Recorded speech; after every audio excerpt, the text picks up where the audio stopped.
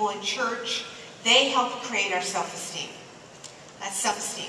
Self-confidence, on the other hand, has to do with your ability to be acknowledged for what you do. You do something. You go out and you sell a lot of chocolate, and you become the top salesperson in your area, and you get acknowledged for that.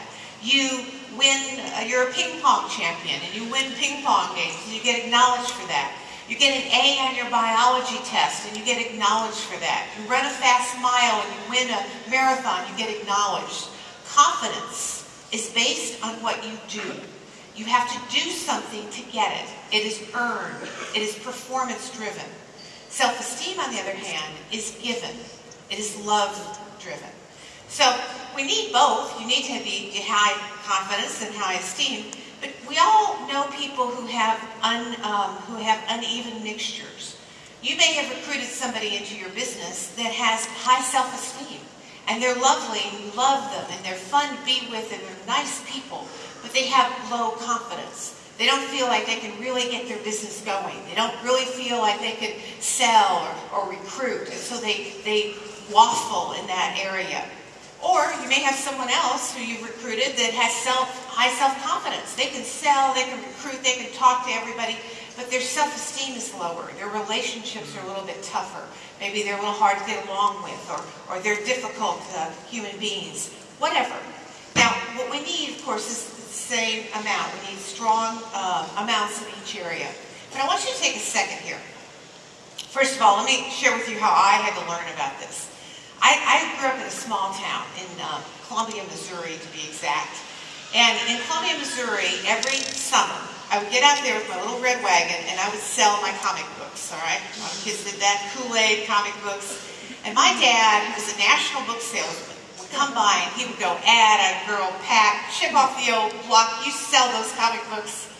And I knew if I was selling my comic books, making my bed, cleaning up my room, getting A's, my dad would be happy with me. I knew if I performed, if I produced, my dad would approve of me. I wasn't so sure he'd love me if I brought home an F. But I knew if I told the line and did it right, Dad would be happy. My mom, on the other hand, seemed to love me no matter what I did. I could sit in my room, eat M&Ms, watch Mickey Mouse Club, and Mom loved me. So from Mom, I developed some what? Self-esteem. Self-esteem, right. And from Dad? That's right, okay. So what happened to me? Well, I left Columbia, Missouri. I went to school in Dallas, and I had great female roommates. I got along wonderfully with them. But with guys, I did the same thing I did with Dad.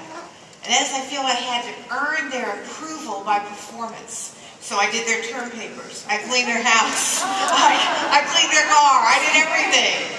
As somebody said in one of my seminars a couple of weeks ago, "Where are those women anymore?"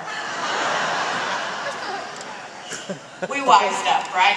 I learned that I couldn't earn love, that it had to be given. I could earn confidence. I could become more confident. But I couldn't perform or earn love. It didn't work that way. And so all of us in our lives, in our personal development, and one of the great things about being in this company and being in direct selling is the longer you stay in this business, the more you will develop as a human being. Because you can't help it.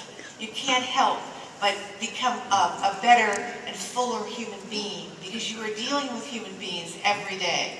And your success is based on how confident and competent and what good self-esteem you have. So, we want to have both, all right? I want you to give yourself a little rating now in your mind. Scale 1 to 10. Where are you in self-esteem? 10 being the highest, 1 being the lowest. 1 to 10, where do you feel you are right now in self-esteem? How loved and lovable, liked, do you feel like you are at this moment? Okay? Give yourself a rating.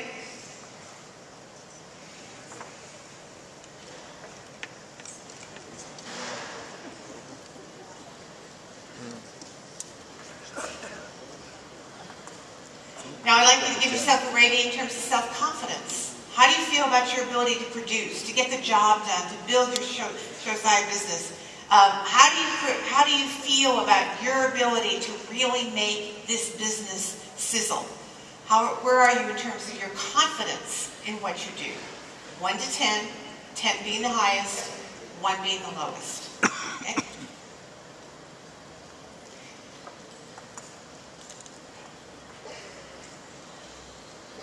Now this is a rating that has to do with right now. It'll change as things happen.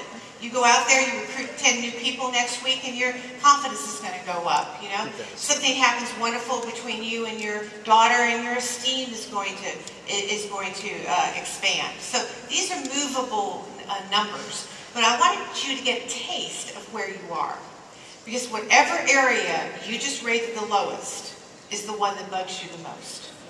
That's the one that when you leave here today, you'll be thinking about.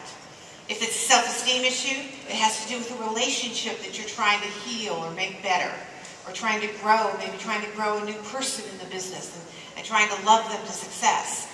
If it's confidence, it has to do with you being able to feel good about and solid and competent in creating your business and really moving it ahead and doing the steps that you know you need to do. Whatever area it is, that is the area that your deserve level right now needs to be raised. Okay?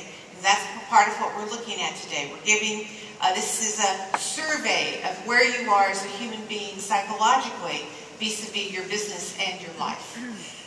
Let me give you an example.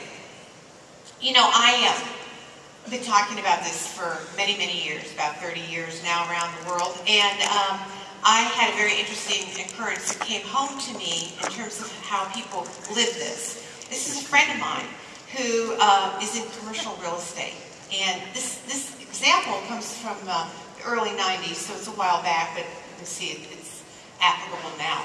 This friend of mine was heavily invested in commercial real estate. In the late 80s in Dallas, commercial real estate was just selling, selling, selling, selling. He was making lots of money, which made him very happy. That was a nice moment.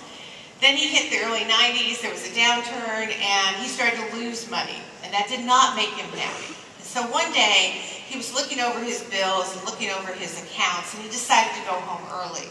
He walked in, he went home, he walked in his kitchen, and here was his wife.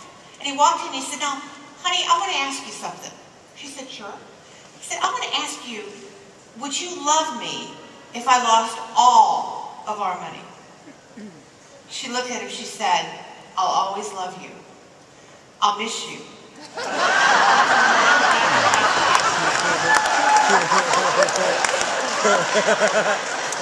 But I'll love you." Self-esteem, self-confidence, two very different things. All right. Let's go to the next area, and that is the whole area of your permission from your past. Now, this is where it gets very interesting, right? Your deserve level is based on these four components: your belief system, whether you're positive or negative, your level of self-esteem, your level of self-confidence, and permission from your past. Permission from your past is your history. It's how you grew up. It's where you came from. All of us have families. All of us learned about ourselves in families. And in these families, we were told things about ourselves. Maybe you were told you were the smart one, or you were the one who was wonderful with figures, or you're the funny one that everyone comes to when they need a laugh, or you're the nurturing one that people talk to as a counselor. Anyway, we were all told things about ourselves. If you were told you're just like your great Aunt Freda, and great Aunt Freda made $1 million in sales, that is pretty good scripting, pretty good information for what you're doing now. If, on the other hand, great Aunt Freda spent her days talking to trees, that's something else again, okay? So we all hear things about ourselves. I have a brother who's a CPA, very, very bright guy, and he works millions of dollars in people's money. But he was told growing up that he would lose his head if it wasn't attached. So every time, when he's at home, he can't find anything. And every day he loses his car keys, right? So this is not genetic. This is learned. He has that belief system going that I can't keep track of things, material things, right? I have a belief system going that I can't handle computers. And so when I start to deal with my computer, if there's any problem, I throw up my hand and I run for my 6-year-old grandson or somebody. So these beliefs carry us through in life. Some of them are helpful. Some of them are holding us back. Some of these permissions that say you can do it. some of these permissions say you can't do it. And I want to give you some examples out of your industry, out of how permission from your past affects you. As I said, I've been working in this industry for over 30 years. And I've talked to many, many groups, thousands and thousands of people. And out of that, I do lots of coaching, and I do lots of work on the phone with people, helping them to up their deserve level. And there was this one lady who was sitting in a group, just like you're sitting here today. And she decided she would do a little coaching to have a breakthrough, because for every breakthrough you have psychologically, your income will go up 25%, right? So if you have a breakthrough here today, which I'm hoping you're going to, you're going to leave here 25% richer. Have 2 breakthroughs, 50%, all right? Do the math, yeah, all right, okay. So here we are. She is wanting some more money, who isn't? She's wanted to be more successful, who isn't? And she's listening to me, and she comes up to me afterwards, and we start to talk on the phone, and we found out a very interesting thing. She was someone who would go out there, she loved her product, she oozed good feelings about her product, she talked and talked and talked about it. And because she did, people were attracted to her. You're attracted to high energy people who love what they're doing. So she would get all these business cards. She would take these business cards home, and she would put them in her desk drawer. She would shut the drawer, and that's where they stayed. She never called them back. She never followed up. She never did anything. So as she called me, we started to talk. She said, Pat, I know this isn't really very functional. I know that I'm self-sabotaging, but I don't know why. I said, okay. So we started to talk, and we started to find out that she had an incident that kept replaying in her head. When she was 8 years old, she was a Girl Scout, and she had all the Girl Scout cookies. All of us who were Girl Scouts, you remember this. And she came home one afternoon with all of her cookies. She put them down in the living room, and in walked her dad. And she said to him, Dad, I'm going to go door to door. I'm going to sell all these cookies. I'm going to be #1 in my troop. And her father looked at her. He said, listen, honey, I'm going to buy all your cookies, because I don't want you going door to door and bothering the neighbors. Fast forward 30 years. She's now 38 years old. She's trying to build a business that at the heart of it has to do with talking to other people. And every time she starts to talk to someone, put her hand on the phone to talk to them about getting together, about having some product demonstration, about being recruited by her, she hears in her head, don't bother the neighbors. That's a deal killer. It takes her energy, it depresses her, she gets distracted, she goes and does something else, right? So this was her self-sabotage. This is the way that she made sure she did not get what she wanted. I talked to her, I said, well, what do you think? I mean, do you think that information really was meant to cripple you 30 years later? She said, no, of course not. You know, it was just something he said. So we worked on it, and we came up with a new affirmation. And her new affirmation was, I choose to give the gift of my business to all the people I meet, and know that the right ones will be on my team. Within 6 months, she had recruited 48 new people. Yeah. What changed? Did her product change? No. Did her opportunity change? No. Her psychology changed. Her thoughts, her feelings, what she said to herself changed. And that changed everything. I'll give you another example. Worked with another gal who every year in her direct selling business made $60,000.